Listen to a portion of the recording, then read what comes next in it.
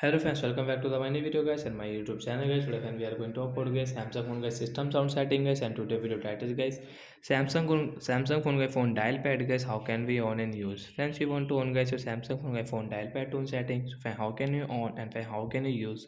Today friends, I will show you, I will tell you guys. So before starting video friend, first of all go and subscribe the channel guys, click the bell icon, like the video.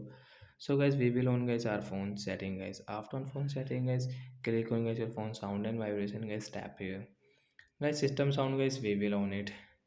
Then guys, you can see the second option guys, this dialing keypad means guys dial pad tone guys, we will on. And when how to use guys, you will have to on guys your phone guys, we will on it guys.